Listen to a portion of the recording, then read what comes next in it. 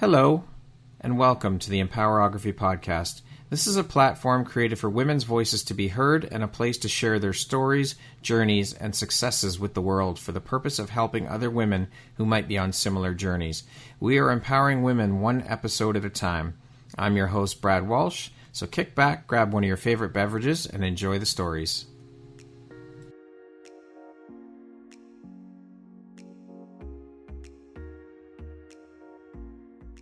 What if I told you the only thing standing between you and your next big opportunity is your voice?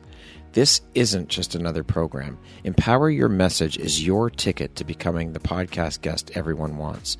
You'll learn how to craft a pitch that gets a hell yes, show up with unshakable confidence, and drop truth bombs that leave hosts and audiences wanting more. No more playing small.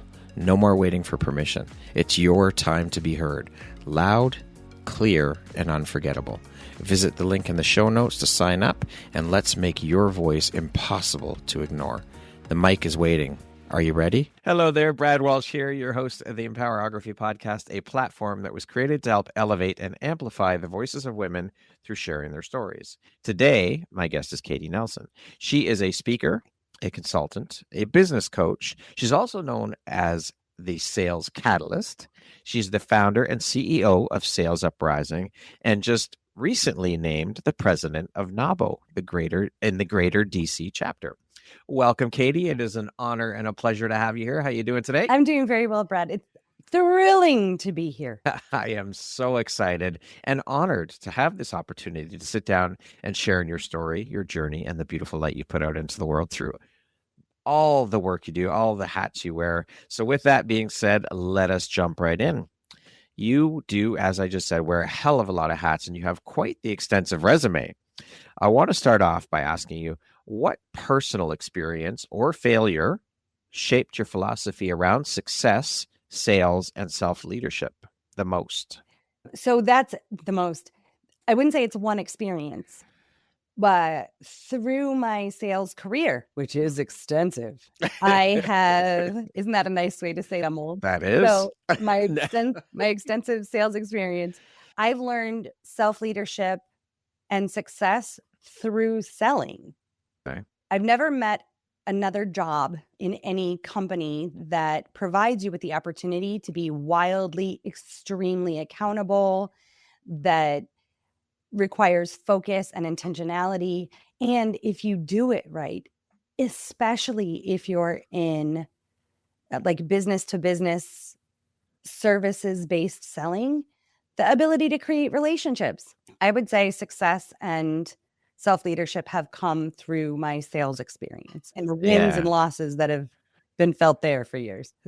Yeah. I want to go back and mention you said a nice way or a different way of saying you're old. I would like to look at it and change the lens to say you are seasoned and experienced. Tenured and mature. I've read the same thesaurus, sir. What I will tell you is that I don't have a problem with being older. I don't even think I would want to change the narrative as to that's a thing we need to change the narrative about. Like, why can't we just be our 50-year-old selves? What's wrong with that? Exactly. Fabulous 50s. Exactly. 100%. Been doing fabulous. Oh, I wonder what my 40s were then. Dang, I got a lot. Fantastic 40s. Good to know. Good to know. Sexy 60s. Ooh. 70s. What can we do for 70s? I can call my mom. She might be calling later. We'll find out what she would say about 70s. All right. So how have these experiences helped shape the Katie you are today, both personally and professionally, would you say? I think they've helped shape me in the same way that all of our experiences help shape all of us. There are lessons that I didn't learn that I have been given the opportunity to relearn, to actually say I learned. So those, in true Murphy's Law of life, if you don't learn it the first time, life will give you the opportunity to learn it again. Very true. And it will continue to do so until you hear it and embrace it and move forward with it. So being smarter in some areas than others, I've had to experience the same thing over and over more often than not. And other things I wouldn't even have been able to tell you that they were a lesson because I got it on the first go. What I can say is that I look forward to all of it all the time. It's continual. It keeps going. It doesn't stop. This train doesn't stop. Hopefully, fingers crossed. At the moment. And so I want it all. When I was a teenager, I was that girl that if you needed support or help, you could call me at 3 a.m. and I would be the one who'd be like, Right. it's okay, all of that. And I think part of the reason I did that at that time was to be known for something, like to be your go-to person. It was through the rest of my life that I had to realize I don't have to be that person. I actually will. I am that person. I don't have to try at it so hard. I can sleep at 3 a.m. It's okay. Yes. And then being able to intertwine my love of humanity, which brings you plenty of lessons to learn, has brought me my greatest successes. Love it. And so, what would you say was one of the most valuable or biggest takeaways for you? In which part? Where? And through those experiences that have helped shape you, Mhm. those experiences, the wins, the losses, all of it. A sense of self, I think, is the Mm. thing that is the hardest to hold on to during certain times of your life and certain phases of your career or certain phases of your business, and is also the thing that will win it for you every time. Yeah. And what drives, motivates, and inspires you to keep going and excelling at all that you do? Every single person that I get to talk to, touch, connect with, support, like everybody else is the reason why I do this. And it feels great to do it. Like not in an Yeah. egotistical way but everybody you talk to, everybody I talk to, if you can just help one person, even if you don't know them, then isn't that a good life lived? Like, why wouldn't we do that more? Absolutely. I think that's the key. And that's a huge part of why we're all here, is to be in and of service to one another, to support each other. And it doesn't have to be about getting back. It's about giving and helping others. To see others succeed is such a fucking joy. Now, Like, I baby, love it. let's dig into that really quick. There is something you said that I have to provide a different framework for, which is another Oh, way to say correct you. okay. All right. While I don't just support women business owners, my clientele Mhm. traditionally being 40% men, I would say that we push away getting back a lot. And Right. that's appropriate for some of us who can Mhm. literally afford to not Yeah. need to give back. I want to be very clear for your audience that you're not saying if you can't pay your mortgage or feed yourself, it's really just about giving. Yeah. Yeah. We Yeah. can, in fact, give till it hurts. And that's not what Mhm. any of us are looking for or talking about. So, if we're providing contextual context to this conversation, you're talking about once you are in a space where your life is on an even keel, things are going well, the only craziness that's going to happen are the things that happen in life, right? Our people Yes. pass away, there are accidents, there are traumas that will happen because that's life. Yeah. We are not saying, give until it hurts. We're saying once you can afford to do it, it feels great. Yeah. No holds barred. This is what I'm here for.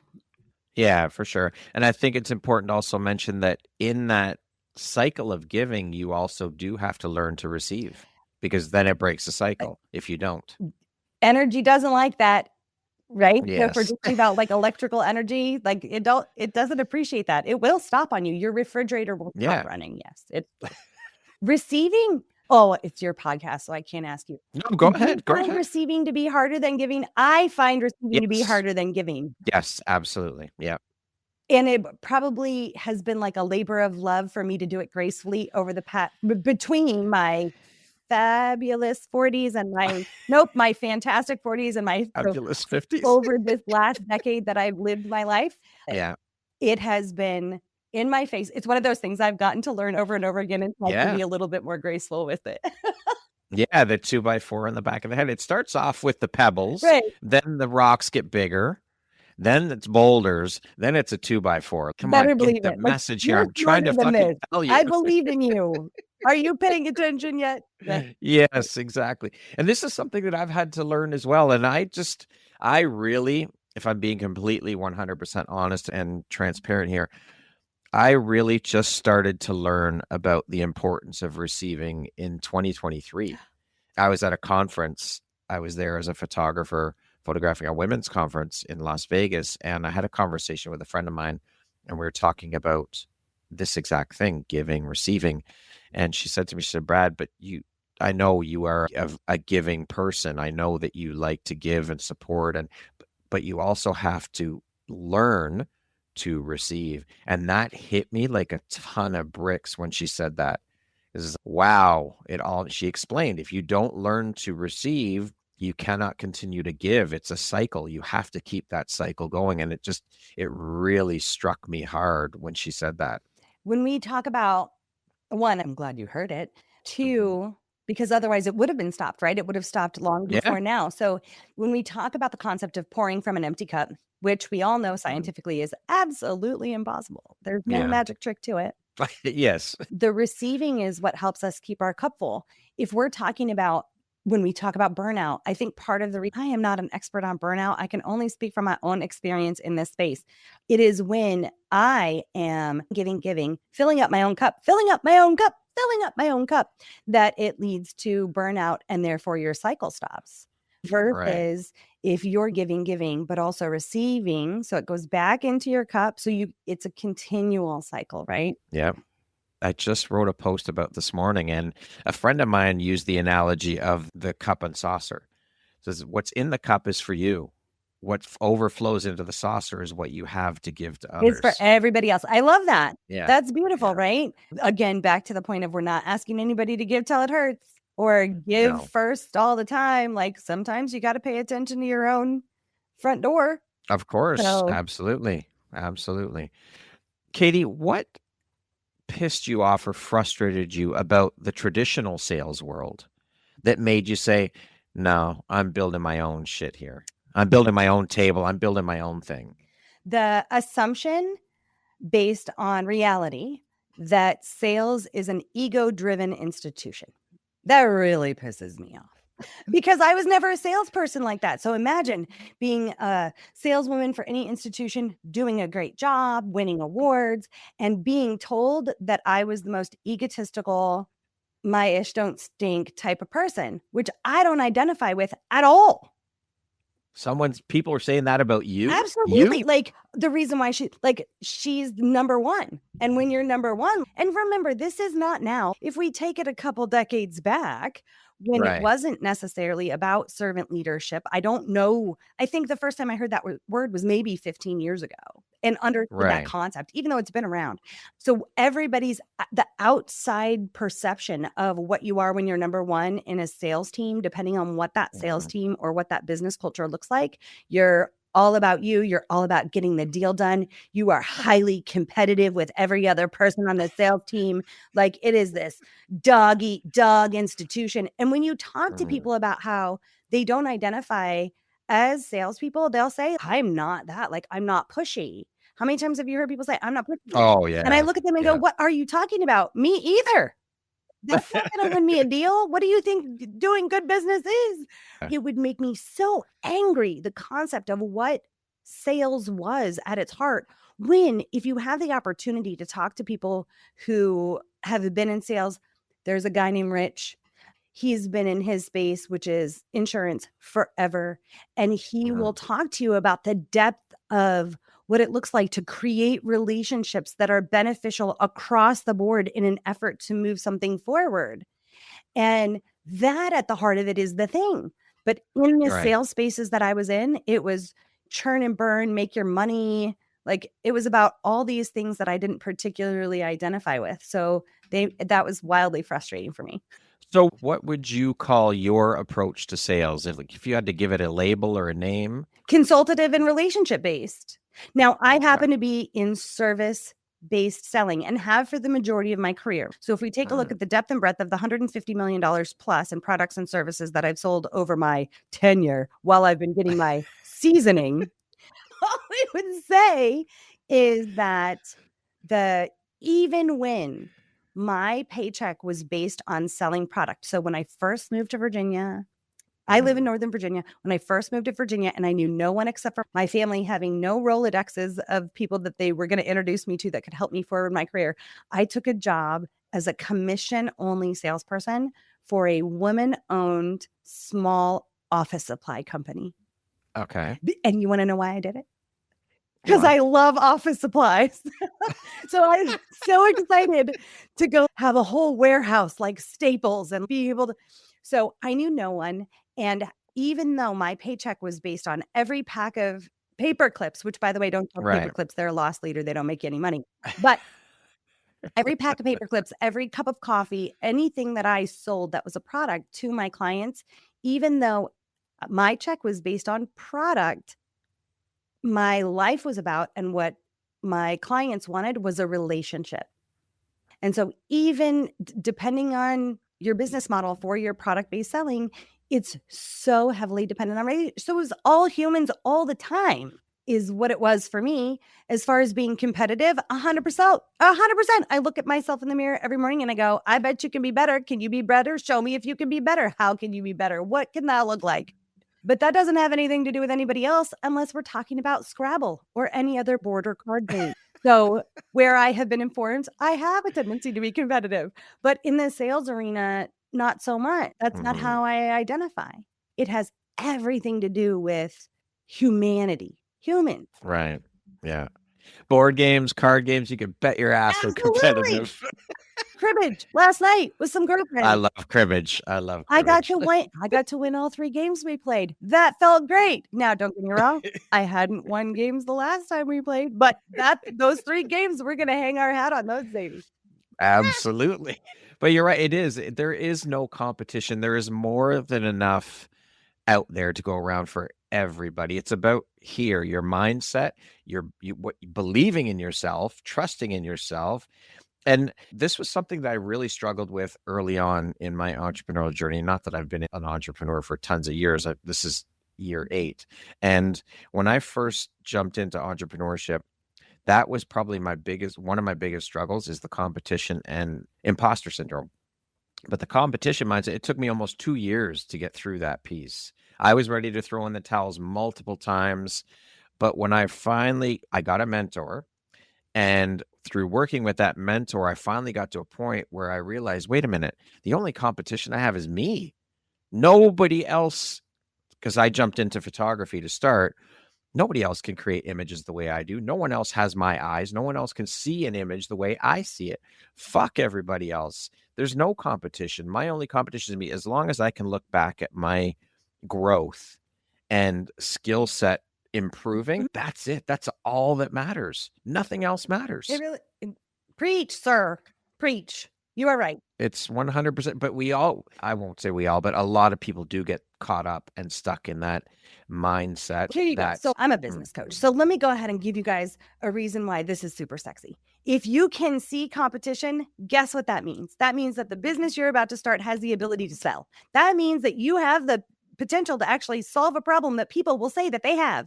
If you were looking to start a business where the reason why you want to do it is because you see this hole in the marketplace.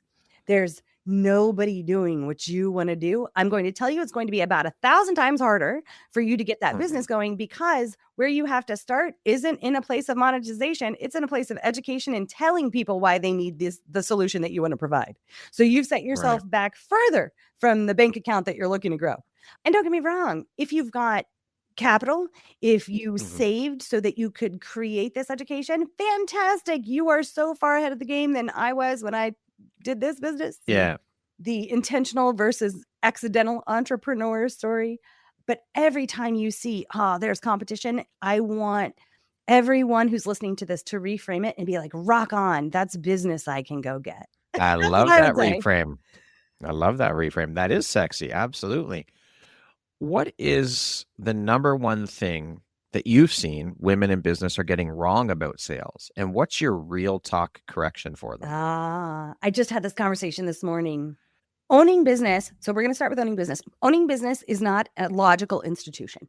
Everything that you think you need to be doing, you don't need to be doing. The only thing you need to be doing, especially when you are getting started, is selling. And what I mean by that is even just trying to sell, because it is through those conversations that you provide yourself as the business owner with the data you need to continue moving your business forward. Let's talk about the definition of selling, because it gets wildly complex in people's brains when they're left alone too long about what that means. There's a traditional sales funnel. At the top of it, it starts out with humans, because bots don't bot. So It's all humans at the top. And then you go to the qualification section of your sales funnel.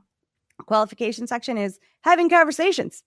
Hey, Brad, you need me? This is what I do. I solve for these problems. You got these problems? You looking for support in these problems? I might be the right person to do that. Let's have a conversation. So I qualify all of Brad's needs. Then I present him with the solution that I would provide to see if it's a good fit for him. And ultimately, and this is really the heart of selling, I ask for the business. Everything that I have done up to that point is so that I can ask literally with my face, hi, Brad, would you like to do business? When would you like to get started? How would you like to pay for that?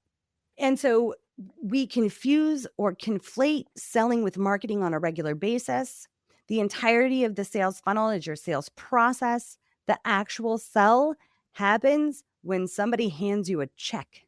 Everything other than that is a learning opportunity and the chance to get it right again later. Beautifully said. I love that. Thank you very much for sharing that. That's brilliant.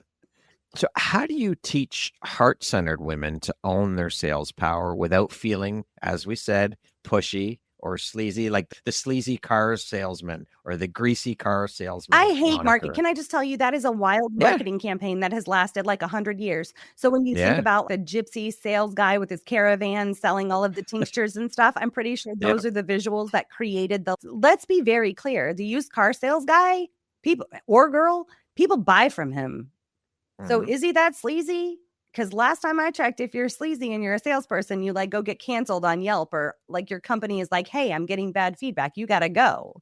So does that person really exist? First of all, let's really, I challenge people to identify someone that looks like that in their life. And then, hey, easiest thing, don't be them. But ultimately, when it comes to heart-centered business women, I would ask them, when was the last, and I have asked this question, I know it's going to be hard for you to believe, when was the last time you felt pushy? I am a enthusiastic individual, Brad. Yes, you are. Right. So I'm flamboyant. I have the ability to be quiet, but when I'm doing things like a podcast, I'm probably loud, and I have lots of opinions, and I'm not really afraid to fight for them, put them forward, whatever the case is. I have the potential to be pushy. Me, my personality type, I have the potential to do that. And because of who I am, people are like, hey, yo, you're being pushy, knock it off. And I'll be like, oh, tell me how I did that. What does that look like? What does that mean to you? Like the things that we're afraid of, dive into them more. When was the last time you were pushy, beautiful, heart-centered individual who thinks that selling is pushy just because you asked for business? Let's be clear. It's pushy when is it pushy? What's pushy, Brad? Pushy would be when you're constantly bombarding someone and won't take no for an answer and just continually go and push it forward. Does that sound like your audience? No. Okay. Like, additionally, when I heard you with my ears, I heard all that spam email I get on like LinkedIn. Yeah. Hey, Katie, do you want to hear about what I do? Because I took a look at your one pager, which who knows if they actually did. And I can see that maybe what we do is we do this. Isn't that what you're looking for? Hey, Katie, I'm just checking up to see if you read my last email that said that I have the ability to solve problems you've never said you had. I agree. That is pushy. And all that's marketing. Those people have zero relationship with me. They're not calling me on my awesome purple phone. They're not.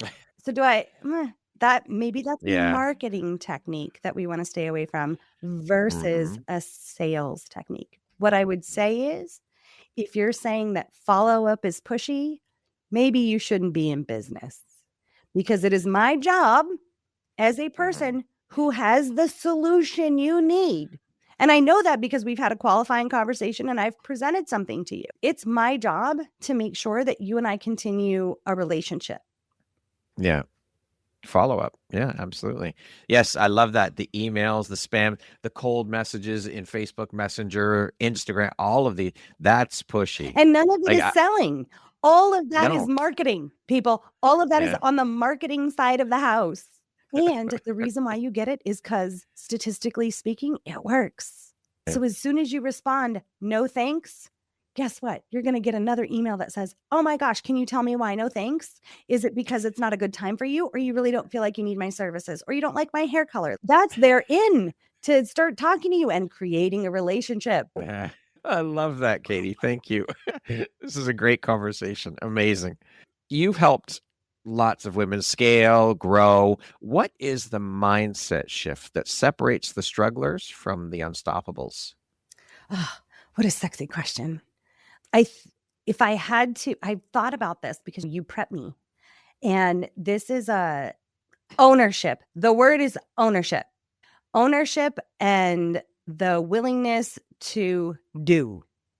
So as a coach, it's in everything that if you want to be a client of mine, I'm going to tell you like, so look, I can give you all these things, but your desire to succeed, I cannot give you. Are you willing to do things you've never done before? Business ownership isn't an innate trait that we're all born with. It's not in our DNA. And most of the time, it makes no sense. How to run a successful business seems wildly antithetical to the things that we think we know because we come from an employee mentality or a watching someone else do it mentality, which is not helpful to ultimately how we're going to do it. So the success stories are the ones that come saying, okay, I hit a plateau. I've gotten this far. I'm ready to overcome and do differently than I have before. Okay. What is one truth about success that nobody talks about, but every woman needs to hear? Sometimes success feels like failure, and sometimes failure is your success. You really wanted this, if we're talking about sales and clients and all of that, you really wanted this really big client and you didn't land them.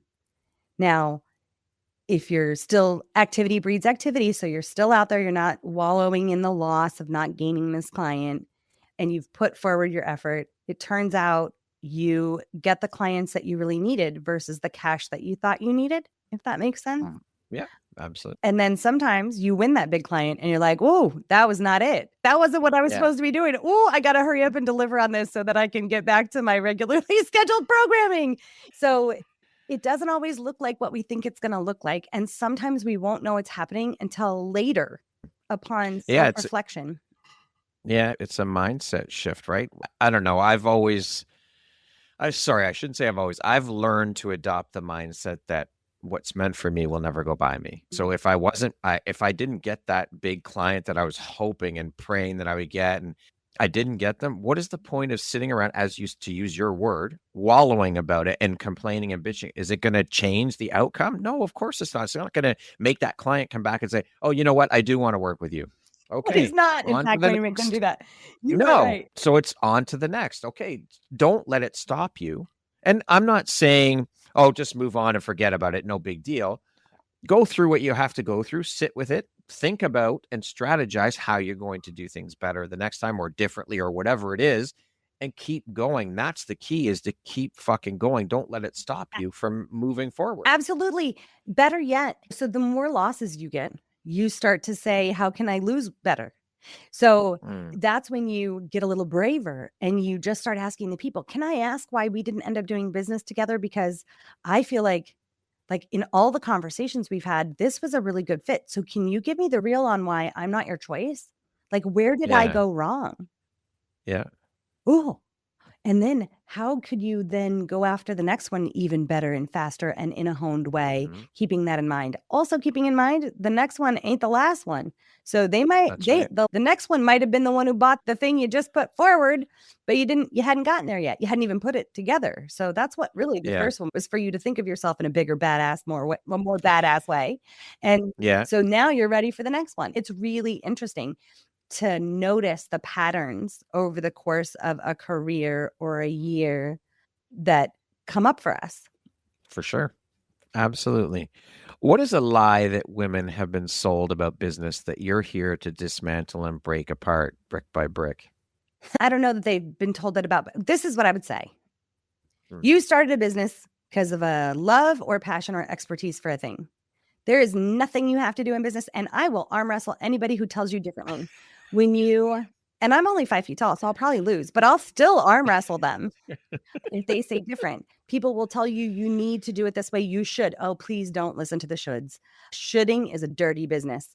Selling is the number one thing that you can do to move your business forward faster. And it is the thing that will continually allow you to afford within your business and outside of your business to grow as a person and as a business. So for all the people who want to say you have to have the perfect website, you have to have the most beautiful branding, you need to do this and do this. If you haven't sold a thing and you're putting yourself out there, that's only half of your business story. Your business isn't just you. It's also the people you serve and a whole bunch of other things. So don't be so hung up on your logo and your colors and your brand to begin with, because it will change as soon as you have delivered to a couple clients and you'll start to see who you are even more. It's when we talk about butterflies and caterpillars and the chrysalis, right? So when we're first starting our business, we're a caterpillar. All of the business that we get to do is the chrysalis. Now, here's the really gross part, Brad. Did you know that like butterflies actually eat that stuff to like, right? Like how we become butterflies is like we are eating ourselves. It's super weird. Yeah. Yeah. And so we need to eat all of that so that we can fully be born as the butterfly, which is our business in more totality than just us. Beautiful advice. I love that, Katie. Thank you. What do you say to the woman who still believes that her worth is tied to her price tag? I'm sorry. And that's it. I didn't mean that. I am not laughing at you. Whoever you are that thinks that. I, in fact, have an entire module called Charging What You're Worth. And I'm going to give you an example of what that really means. So my value as a human being, or in, say, a sales coaching capacity, right? So let's just take it down to being a business coach. Yep. The price that I charge my people, if you ask them over the course of 9 years, they'll be like, Katie gave me, I can't put a price tag on it. And if the women who believe that their price is charged to their worth, I would recommend they start talking to the people that know them. If you haven't delivered yet because you haven't hit that stage of your business, it's okay. Ask your people the value of you. Now, who's the client that can afford that girl? Who's the client that can afford your priceless price tag? So isn't that a conundrum? Right. So if that's really a place where your forward momentum keeps getting pulled back, I would say, quote Maureen about your worth. Do more research into your target market. What's their budget? What can they afford? What can you create that's appropriate to that? If we can say that our clients are a part of what we have to absorb to be the full butterfly of our business, that helps us recognize it ain't all about you, boo. Like it's just not. It's not all about you and your worth. My worth is beyond measure, as is yours. What does it really mean to charge what you're worth? What that really means is don't undercharge, right? Don't ever think to yourself, I need to make my rate this just so they'll buy me. That's what we're talking about when we're talking about charging what you're worth. Don't undervalue yourself just so you can get the deal. With that being said, the little asterisk or caveat to that is, hey, when you're first in business, the clients you have your first year in business are not going to be the clients you have in your second year of business or your third year of business. Everybody's got to get started somewhere. Just know you're going to have to overcome that when you go into your second year of business, meaning you're charging $100 for something that everybody else charges $300 for. Great. Everybody loves you. Now you're so busy with clients, you can't get another one because everybody loved you. You're starting to recognize that, ooh, I may have created a challenge for myself. And maybe since everybody says yes, it's not that my sales conversion is 100%. It's that everybody's going to say yes because I've underpriced myself. So you up your rate. For the clients that you love, you're now going to have to explain that to them why you're doing that so that they will buy you again. So what advice do you have for people that do exactly that, get caught up in that? How do you explain, or what would be a good way to explain that to your current clients? Listen, I've got to up my rates now because of X, Y, Z. Yeah, Roger. So I love the XYZ. Okay. The best way I know to sell is through appropriate expectation setting and transparency. So instead of having to have the conversation afterwards because you've created a mess for yourself, literally state when people come on board, I'm aware that my price is under everyone else in the market. Please note, should we move forward, it is likely that my rates are going to go up, and I hope to earn your business at those rates through these rates. Just be honest. We're allowed to say, hey, it's my first year in business. Right. We're allowed to do that. There's no, and it's not about the reason why I think you said the words imposter syndrome, which like give Yes. me a rash. But, the only reason you feel like you're being an imposter is because you're just not being honest with who you are and where you're at. Hey, I just started this business. Nothing wrong with it. Yeah. We all got to start somewhere. And there's a Yeah. client for that, especially if you're as badass at what you do as you say you are. So we're just putting the emphasis on the wrong syllable. I see what you did there. I love that. Very clever. Katie, when did you first realize your presence alone was a disruption? And how did you learn to own that power? When was the first time the first time I recognized that was probably when I was 2, at least in retrospect, because I'm pretty sure that's the stories that go around the family table. So it's like created memories for you. Yeah. When I first realized that that it was something to be careful with.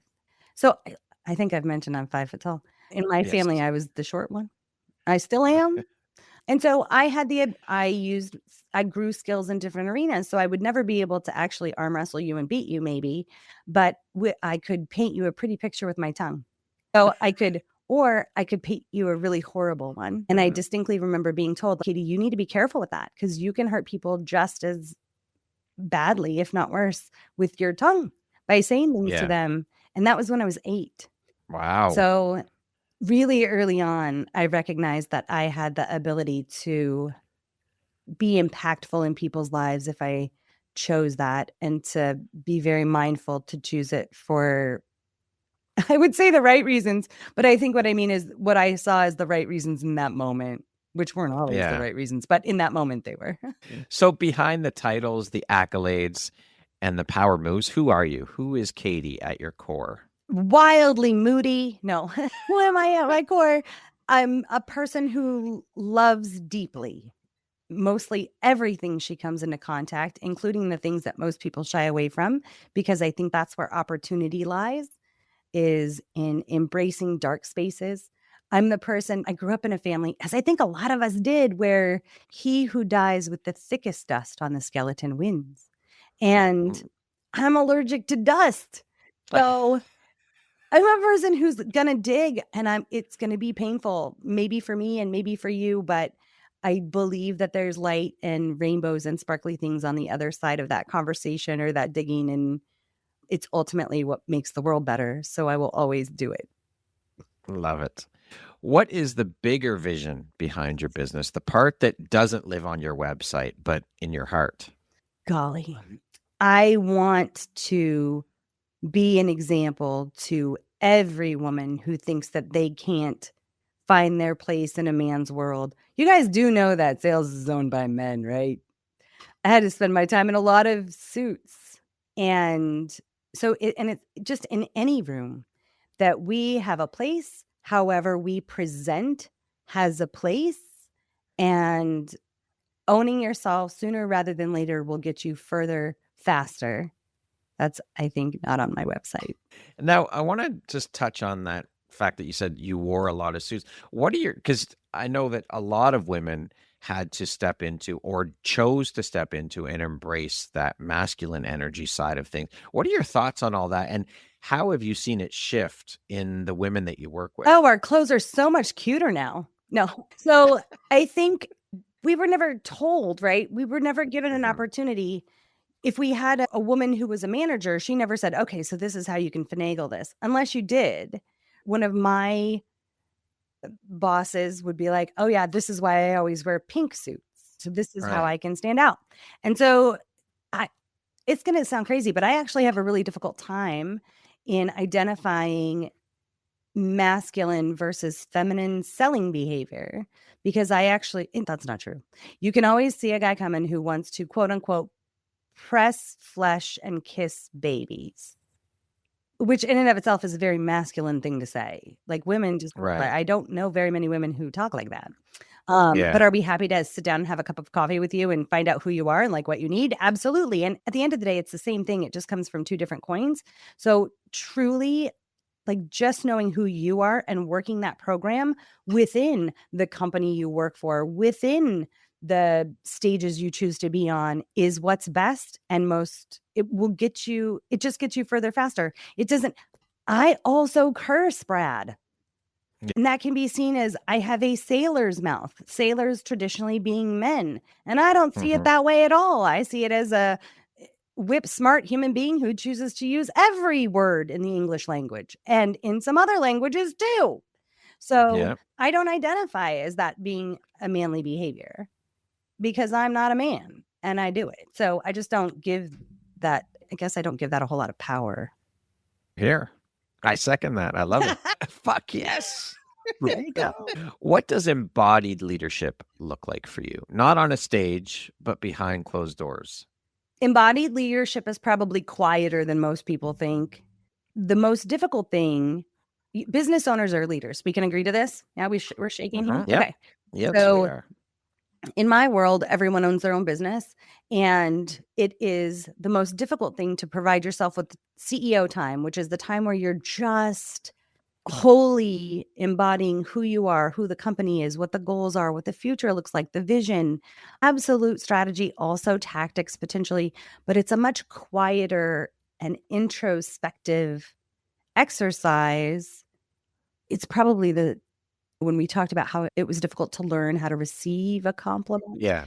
This is one of those things that in business for me was probably the most eye-opening realization, is that it's in the quietest moments when you're fully embodied, you're not making excuses. You don't have imposter syndrome. All of the noise goes away. And so being wildly present in your own being and what you want to put forward, it's in those moments, I think, that is where embodied leadership shows up the most. I see a lot of people have problems stepping into that and being with themselves in that quiet space and just sitting with themselves. So that's a big struggle as well, is being able to do that in the first place. Preach, brother. Having been a boots on the ground business development account manager, I call it a sales chick most of my life. That's not a quiet institution. You're having conversations. You're literally the embodiment of hustle culture. You are getting deal after next deal. You're talking to people that are going to become your next deals. You're talking to the people who aren't going to be your current deals, but are going to be your deals later. So it's the embodiment of movement and energy. And in that space, that's what that looks like. As a CEO, being fully embodied as a leader is much quieter. Even though I'm also that, because we wear a lot of hats as a solopreneur, I am also the business development function of my company. But if I want to be fully embodied in who I am and the charge that I'm leading, it has a lot more quiet moments than not. Beautiful. Thank you for articulating that. What part of your story did you once hide that has now become your greatest source of power? I don't have that. You don't have that. I don't have that. I don't have that. I've never had that. Again, that sounds like dust to me, Brad. Whatever. So I'm hiding something. It needs to live in a closet so that nope, that does hatchoo. No. All right. There have been times when parts of my story I was a little bit more terrified to talk about in front, but you do it anyway, because hello, dust is bad. Yeah.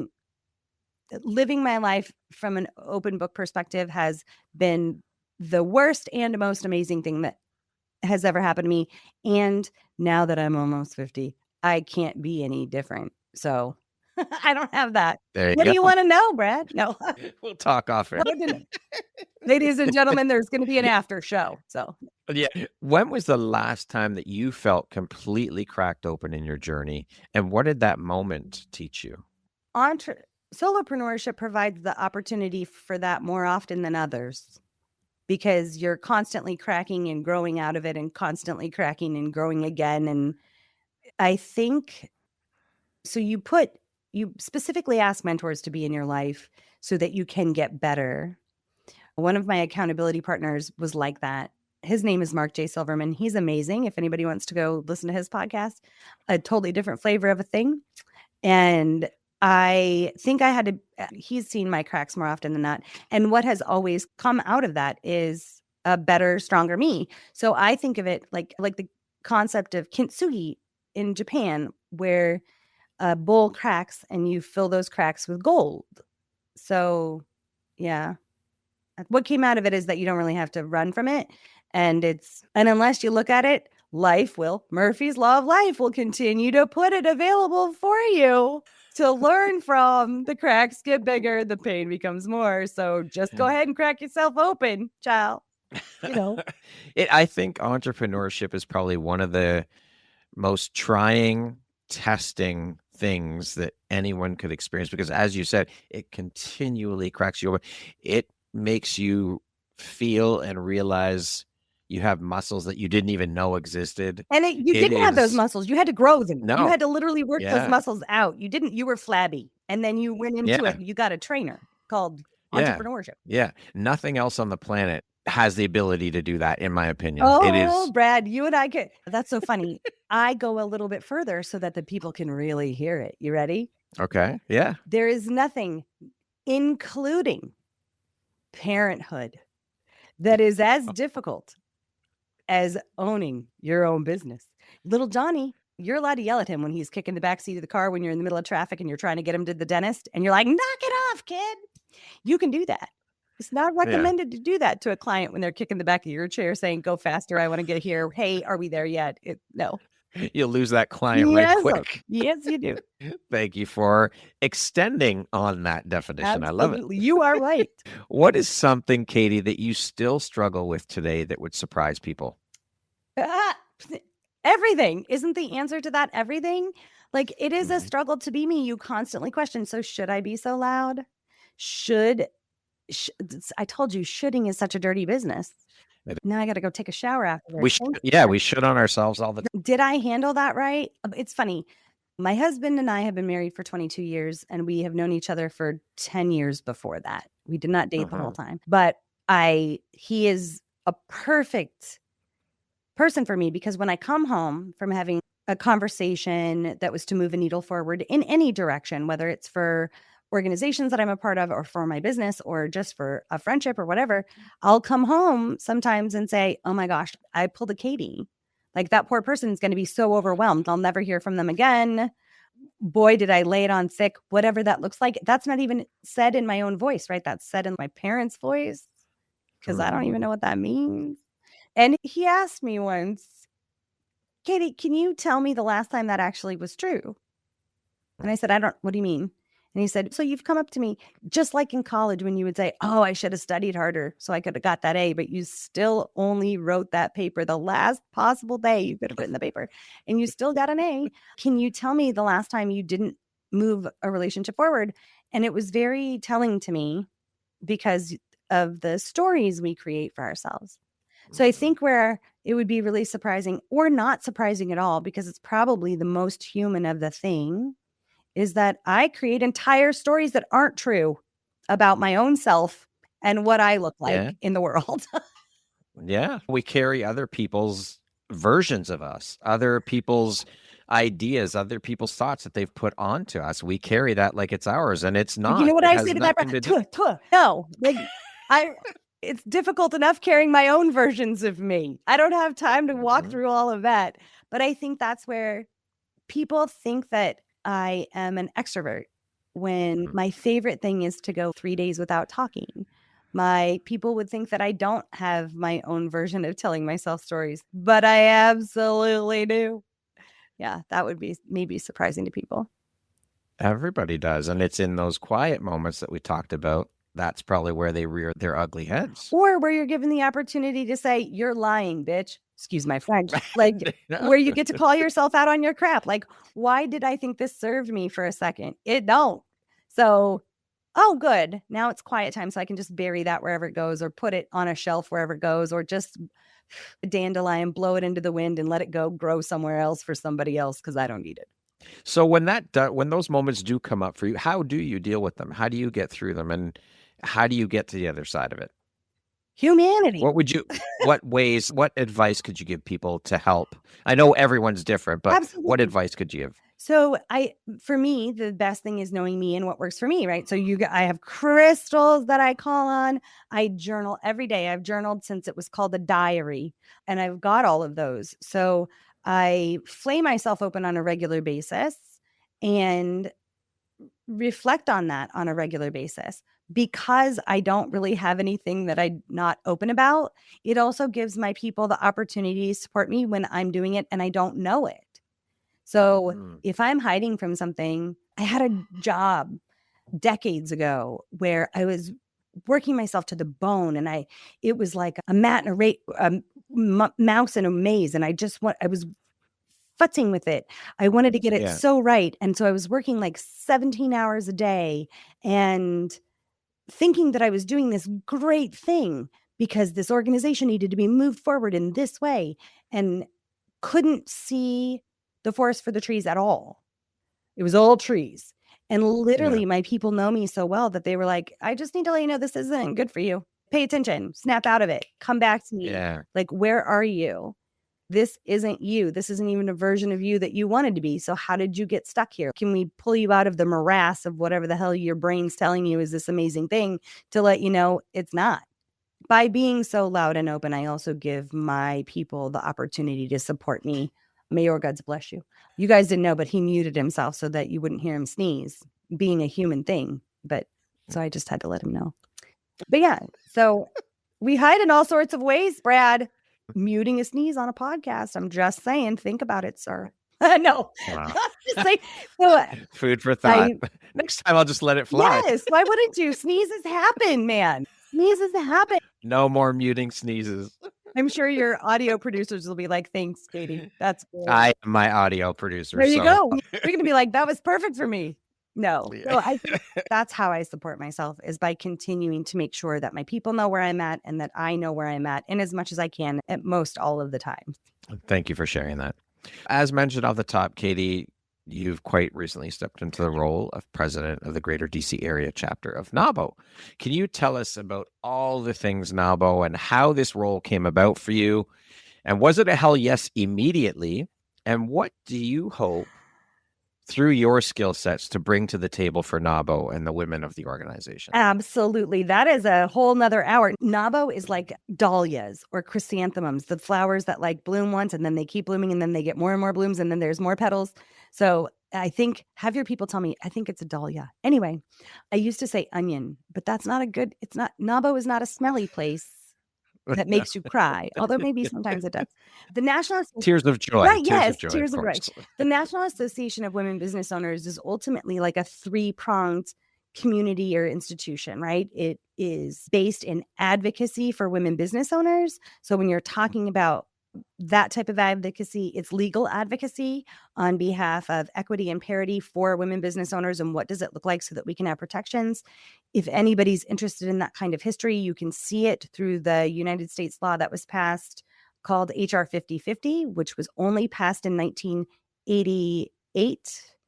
In 1987, if you were a woman business owner, you had to have a beard, or a guy who happily signed your financial paperwork that you trusted enough. Shit. Yeah, that you trusted enough to run your business finances for you, because as a woman, you weren't legally allowed to do so on your own. So that's the basis of why NAWBO got created. In addition to being a solopreneur, being a woman requires community if you do it right. Like, we all need to be in community. We're better in community. And the components of education. I've been a member off and on for 9 years. That's a really fun story. So if anybody wants to hear that, I'm happy to share it with them. Was my presidency a hell yes for me immediately? The answer to that is no. My presidency comes with the sadness that the person who was supposed to be president, that I supported in the president-elect role on the board, couldn't take advantage of her presidency year. And so I had to really think about that. My calendar didn't have it. If it's not on the calendar, it doesn't exist. Because I take the job so seriously, I really had to think about it and maneuver things around in my calendar and put some of my own personal priorities, rejuve my priorities for the year, if this was going to be a thing, and could I do that? And after I figured out that whole puzzle piece, the answer was hells yes. We have a large topography here in the DC metro area. We have over 125, 130 members, and I can think of nothing better than to be able to support them. The goal for this year is to beef up member benefits in a time in the world where it feels like every loss is a word I think everyone feels in 2025 across the globe in one way or to other. it doesn't politically, it does not matter. But loss is a big word this year that you hear come up. I want there to be gains for my membership. Additionally, on the advocacy side, in a time where everything is becoming so polarized, and being a person who, like you guys have heard it, humanity is the answer. Polarization is not conducive to health because it leaves one side at a loss. Yeah. So bipartisanship for me and how I grew up in my house and all of that's where like the coming together, you talk about it in churches, like in all of the places, it's the coming together that's the best of all of the things, or at the very least where the best of all of the things can be created. It's not in our own vacuums. So the fact that NABO as an organization is bipartisan speaks to my heart of collaboration and connectivity for moving things forward. And I think we need more of that, not less of that. At least I know I personally do in my life. So hence I joined an organization that's all about that. No, I think that's great because community is everything. We cannot do this thing called life alone, but never mind entrepreneurship. You can't, it's impossible. There's no way you can do it alone. So having spaces like NABO, I think is brilliant, and to help support women entrepreneurs. So there's an education component. There's conferences, there's all sorts of stuff, right? Yes. You guys have a podcast? We do. I think we have multiple podcasts. We have virtual free coffees so people can come together. We have empower hours. We have educational series. We do national events. If anyone's interested, there's going to be a leadership academy in Puerto Rico in January. Wow. You can go to nabo.org and take a look at that. If you're listening to this and you want to meet me or any of my DC sisters, you can go on nabodc.com and take a look at us there. And we have multiple chapters across the country. So we could be in a neighborhood near you. Go take a look. How many, do you know how many chapters there are off the top of your head? I don't, because unlike most, I don't want to say the wrong thing. It could be 38. But it might be more because we have chapters that are like mine. The DC chapter was the initiating chapter of NABO. And so we run our own chapter and we have a national headquarters that helps support us. But headquarters itself also holds a couple of different chapters. So we have a pretty big presence. But if you are in a place that doesn't have a chapter, call us. We have a way to support that. Does Canada have any chapters? Well, or is it only US? You tell me. We just had the president of the board, Megan, was just in France, Germany. We've been to France before. We have an international component. So come on down. No pun intended. Thank you for that. So as president of NABO, for the greater DC chapter. For the greater DC chapter, how has this shaped your understanding of women's leadership? And what's the biggest gap that you think that we still need to close? Or one of the biggest gaps?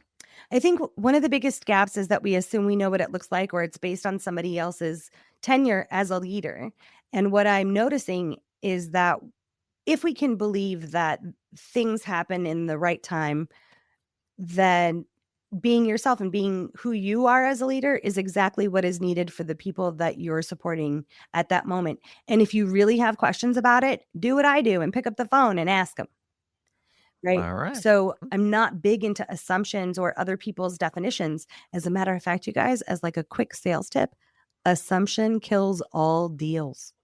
So as soon as you assume something, that's going to be where your deal falls apart. So if I believe that I'm the right person for this chapter and I have initiatives like pouring into member benefits, we just had our board retreat. The board is all on board. This is an initiative that we want to knock it out of the park over the next fiscal year.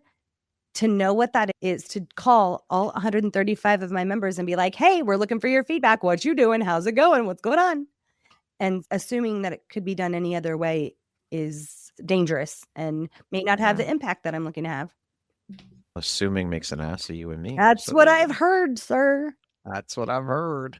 I will put all the information about NABO for people if they want to learn more about it in the show notes. You mean they didn't pause it and be like, what did she say? And rewind it? They probably will. It's okay. You don't have to. Brad's got you covered. That's right. But we didn't give them the details of where they can learn more about it. So we have to give them the website and all of those good things. What do you want your name to be synonymous with when people speak of your legacy? There's all dictionaries. What do I want? There is Ernest Hemingway was the kind of creator behind something called 6-word stories. Do you know what this is? Okay. No, I don't. I've never heard this before. I'm going to let everyone look that up. Ultimately, they consider this concept the start of modern day marketing. It was brought to me in a peer group by a dear friend of mine whose book's on the back wall. His name is Gordon, here in town. He's a wealth manager. But we were challenged with creating our own 6-word story. So you're taking all of your language and talking about the whole of you, only using 6 words. Now, if you haven't noticed, Brad, I'm loquacious. And I thought that this exercise for me was like perfect. I have so many words. And at the end of the day, my 6-word story is 4 words. It's only 4. I didn't even use what's wrong with me. And it was nothing fancy. And I think that's what boils down to, like, what do I want to be known for? And that my own personal bumper sticker, my own personal tattoo, like everything that I am, my brand is all love and no bullshit. That's your forward story? All love, no bullshit. Love it.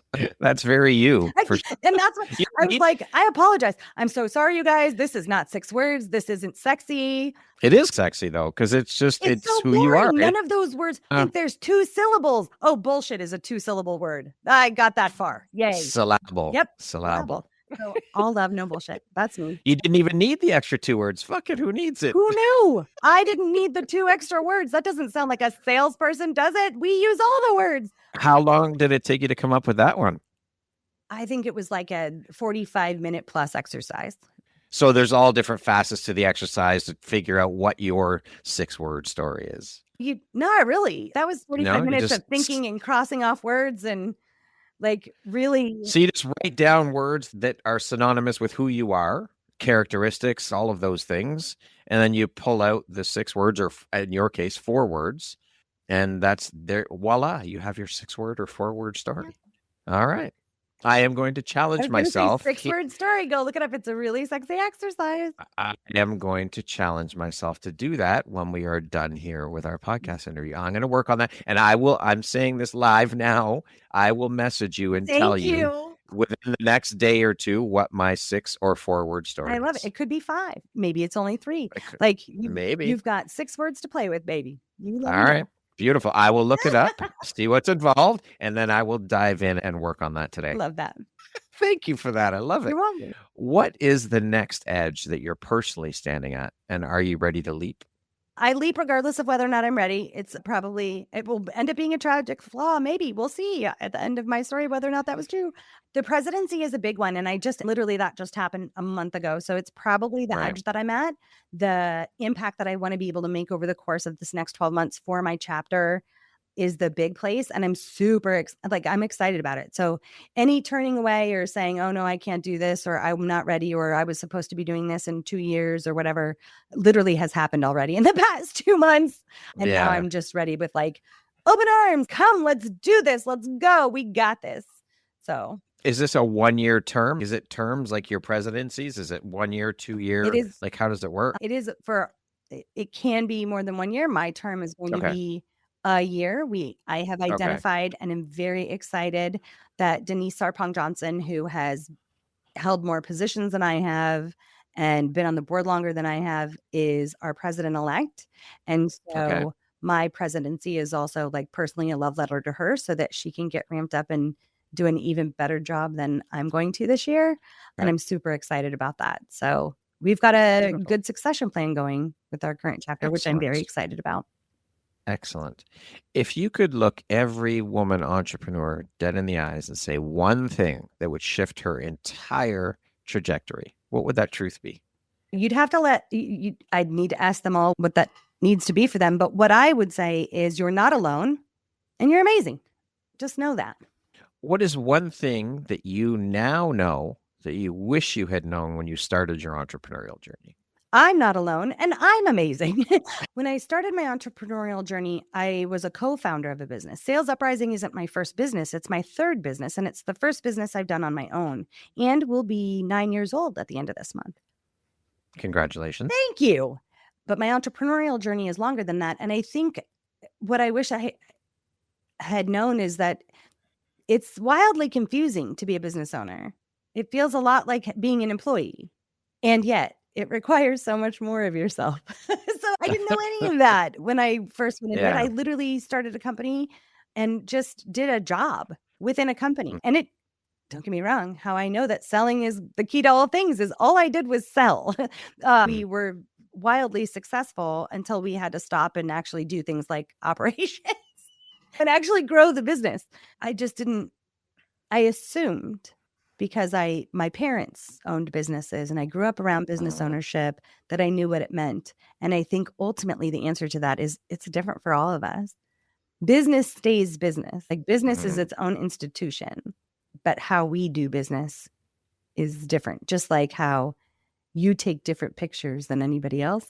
Yes. How you do business is different than anybody else. And it all works. I want to ask your opinion then on something, because I've thought about this quite a bit. Business entrepreneurship, I think, in terms of social media, is romanticized. It's this beautiful, boss bitch. Hashtag CEO's rule. Is that what you're talking about? Yeah. You can make six figures like this. Just sign up with my coach for me. Sign up with me. Great marketing, isn't it? Great marketing. Yeah. But I think that we need to start having more conversations like we are having right now that let people know that, yes, entrepreneurship is great. It's fun. But the other side of it is there's a lot of fucking struggles. It's not as easy as everyone is making it out to be on social media. There are struggles. Solopreneurship can be incredibly lonely at times. Not can be. Is. But we don't talk about these things publicly. We don't speak about these things all the time. Who are you hanging out with, Brad? I don't know, but I don't hear conversations about it on social media or any of that shit. All right, so Chelsea, are you listening? Brad wants me to post more stuff about how it sucks to be a business owner. I just think we need to have more conversations around it, around the other side of things. Like I said, it is great. It can be great. It's amazing. It's fun. But there's also the other side of it that doesn't get talked about as much or glorified the way that entrepreneurship does, or romanticize, whatever words you want to use. Insert your own superlative. Yeah, absolutely. Yeah. So I agree with you. Entrepreneurship is lonely AF because we get stuck in our own. I own a company called Sales UpRising. You want to know why it's called Sales UpRising? And when I created the name of the company, one of my best friends walked me through an exercise after exercise about, do you really want it to be uprising, Katie? That means a lot of things to a lot of people. And I was like, yes, I do.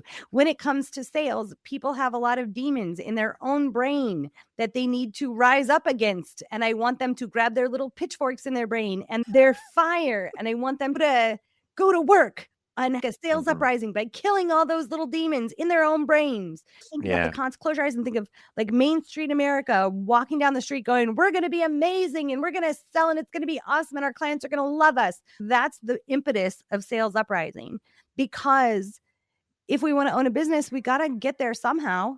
Like we got to, business doesn't happen until a dollar exchanges hands. I can't remember who said it. Damn it.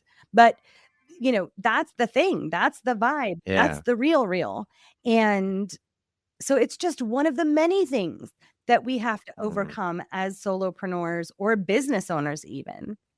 We don't know everything. An MBA does not teach you how to be an entrepreneur. An MBA teaches you amazing things about exactly what it promises, business administration. Yeah. So my favorite is like the Bikini Beach business coaches that are, I don't know how old they are, but they're much younger than me. And I'm like, who are you selling? What are you selling? And who are you selling it to? I don't even know that I want to be in a bikini on the beach while I'm doing my business. I feel like that's vacation.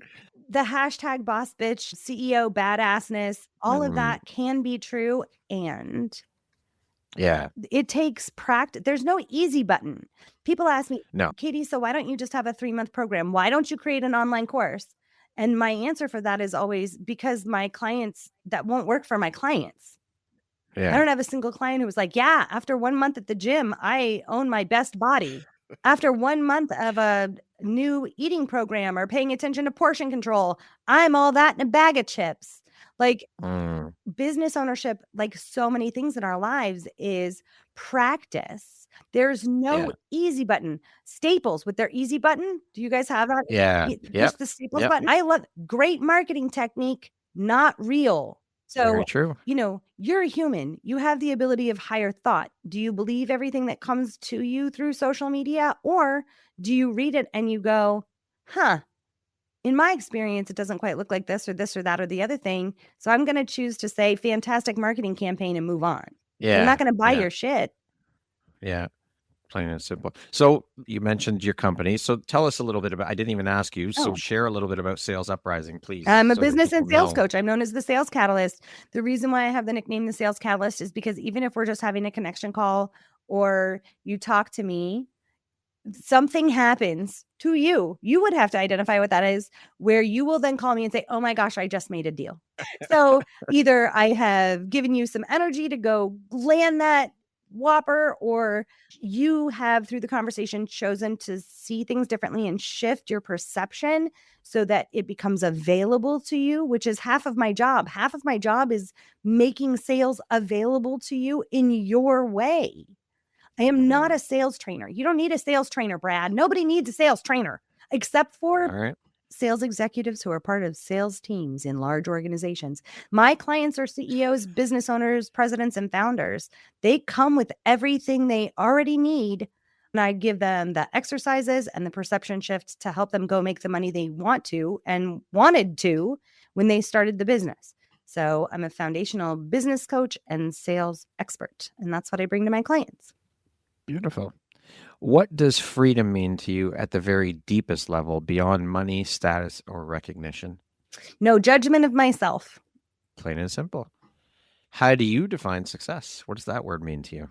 So the word success is synonymous with waking up. I try not to put a whole lot of pressure on the word success. Okay. Like you and I have connected deeply throughout the course of this conversation. I consider that to be a successful day. Absolutely. I would agree with you 100%. What does the word empowerment mean to you? Be yourself. All right. We are going to jump into what I'd like to call a rapid fire section. So the next grouping of questions just be 1, 2, 3, 4-word answer type thing. Okay. Give it. All righty. What is your favorite place on earth? My back patio. What is your secret or hidden talent? I don't have any secrets. Okay. What's your hidden talent? Probably my ability to hold still. People wouldn't know that's something that I can do. All right. If you could teach the world one thing, what would it be? It's self-love. What is your guilty pleasure? Haagen-Dazs chocolate and peanut butter ice cream. What is one word that sums up your mindset? Nimble. One book that changed your life. I hate this question so much. Probably like Watership Down. Okay. One word that defines the woman that you are becoming. Beautiful. That concludes our rapid fire section. Now back to our regularly scheduled program. I created a bonus question that I did not send you ahead of time. Rude. What is one habit, ritual, or practice that has been a game changer for you in your personal growth? Reflection. Oh, it's not the short version. No. So just reflection, not to continue, not to always look backwards, but to make sure that I can move forward appropriately. I think it's good to look backwards, though, and see where you've come from. Sure. See the progress. So I don't know. I feel like that's something that we all know, right? Like we all know where we came from. Every day, we're talking about, we carry people's stories with us, even though they're not our stories. So I also carry my own stories with me. So I know me from the time I can remember me. So I don't really need to reflect on who I was. I have that in my brain at all times because the CPU that is my brain is got enough RAM or memory to know that. But reflect on specific things. So if it's a painful thing, or if it's a happy thing, or if it was a hard thing or an easy thing, understanding the who, what, when, where, why, and how of all of that allows me to hone my future behaviors for the betterment of me, I think. Okay, so here's something else I'd like to talk about or touch on is you said reflect on things that are happy. We don't celebrate as humans. We don't celebrate our wins. Who do So you let's talk hang about out that with? for a second. Like, I We feel don't like we I need to re-up your people. I teach a class on this. So in sales, the number one thing you need to do to love sales most is celebrate Mhm, every little bit. Think of a football game, an American football game where there's yards. You celebrate every yard you move forward because there's no guarantee you're going to get a touchdown, but you've got to practice the beauty and the feeling of what it looks like to win. In sales, winning isn't always getting the deal. Sometimes it's just getting the call on the calendar. Sometimes it's yeah. making sure that it's remembering to ask for the follow up before you hang up the phone. There are so many Mhm. places to celebrate. If sales is a place where you get more no's than yeses, which if you did not know, people, I am telling you, I am coming through this podcast to tell you that sales is an institution in a business that should be filled with more no's than yeses. Right. And I don't say that lightly, but that's just true, statistically speaking, because if you get more yeses than you should, you're also off. It's filled with no's. So where do you celebrate within that institution? Every damn where. You are so excited every time you do something new, every time you've sold at a new price, every time you add to your offerings. There are so many things to celebrate all day, every day, twice on Sundays. Celebrate your happy moments. Why did that make you happy? Why are you celebrating it? It, just like anything else, is a muscle that you have to develop and build. And boy, don't you want an 8-pack of happiness? Who doesn't want that? I do. I'll take 3 It might be 8-packs, the quite only 8-pack I want, but I want that one. I'll take 3 of them. Wherever would we put them, Brad? You know what? Don't answer that. I'll make space. Save that for the after show. After the after show, that's right. I love it, Katie. I love your energy. This conversation is so fun and amazing and thought-provoking and inspirational. Thank you, Katie. Loving every minute of it. If you were to introduce yourself to me without mentioning your occupation, where you're from, your ethnicity, your nationality, your religion, all of those superficial bullshit markers that we use in our day-to-day, how would you introduce yourself to me? Oh, I would say, hi, Brad. My name is Katie Nelson, and I'd just love to get to know all about you. All right. If you could step into my shoes, what question would you have asked yourself that I didn't ask you? What size shoes are these? No, that's not the question. Although it was a funny question. That was very good. I have never had anybody answer, and I ask every single one of my guests that question. I have never had anyone respond with that. What that looked like for me is I stepped into your shoes and I looked down and I thought, these are big. That's where that question came from. If you guys want to know I love it. a little bit about my mind. Brad, you are an extremely thorough and gracious host. So I don't know that there is a single question. I don't think that there's a leaf unturned in terms of in terms of questions. I think I will say, and I don't know what the question looks like, but one of the things we've talked about practicing celebration, and we've talked about so many things when it comes to mindset shift or our mindsets. I would say positivity, that the institution of positivity is also a practice. And if you think that my energy is infectious, or you think that you would like a little bit of this, you want to break you off a piece of some, or you want to have this type of impact too, or you want people to say, and this is for anybody, not necessarily you, because I think this is you, but if you want people to say, oh my gosh, what a positive light. I love being in their presence because they make me feel so good. Practice as much as you possibly can. You put your feet on the ground in the morning. You are happy to be alive. It's not toxic to find positivity where people aren't looking. It's not toxic to find positivity within you if you feel something is broken or you have trauma. It's not, go look up kintsugi. Like, the practice of positivity can never be harmful. Yeah. The power of positivity. It's a beautiful thing. It really is. And you do want to get into Katie's energy because she's fucking phenomenal. Truly. I'm going to tell you, you do. You want Katie to break you off a piece because her energy is so infectious and she has such a beautiful heart. Honestly, you will fall in love with her the minute you start chatting with her. She is phenomenal. If this podcast tells you nothing else, then you're missing the boat here, because Katie is phenomenal. From the minute that we got connected through Kat Polsinelli, Kat had actually, she told me, Kat had just met you. I think it was a week before or the same week. I can't remember. And she connected us, and it was a beautiful connection right away. Immediately we connected, and that speaks to your character, who you are, and what a big heart you have. So you do want Katie to break you off a piece for sure, because she is phenomenal and amazing and so much fun. As you can tell from this conversation, it's been so much fun. I have had fun making you giggle. I will say it's a personal pride of mine to make people belly laugh. I will also say, you guys, look, so the reason why I could hit it off, like, if you want to know the secret to the success for that, I practice humanity. I practice being human. How I get to show up is because I actively jump in and engage in humans. So practice your humans. Practice humanity. Practice you being human. That's one of my, there you go. That's the secret to my success. I practice humaning. There.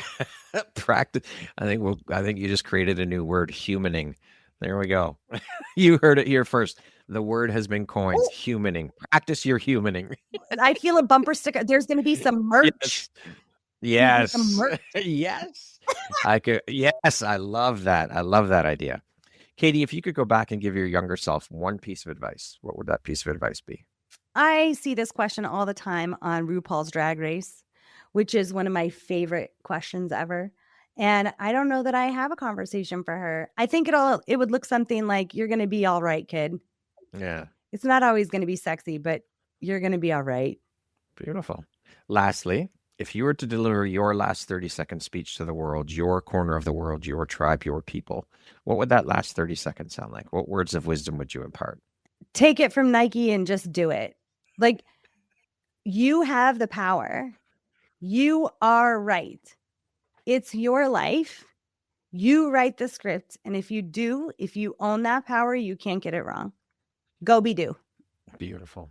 Katie, thank you so much for this incredibly fun, inspirational, thought-provoking, deep conversation. It has been an absolute honor and pleasure to have had the opportunity to sit down and speak with you and share in your story, your wisdom, your journey, all the beautiful light you put out into the world, and just to be in your energy for an hour and a half has just been amazing. So thank you so much for taking and making the time to be here with me today. I appreciate you, and I am grateful to call you a friend and to have you as a member of the Empowerography community. I received that. Thank you for the opportunity, sir. I love that. I see what you did there. You received.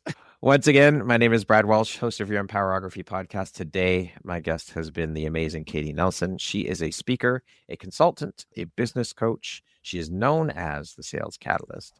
She's the founder and CEO of Sales UpRising, and just newly named president of the NABO Greater DC chapter. Thank you so much, Katie. I hope you have a beautiful remainder of your day. You too. Thank you very much for listening to this podcast. If you haven't yet, please be sure to subscribe, rate, review, and share with all your friends. You can find me at visuphoria.ca, follow me on Instagram at Empowerography Podcast, and on Facebook at Empowerography.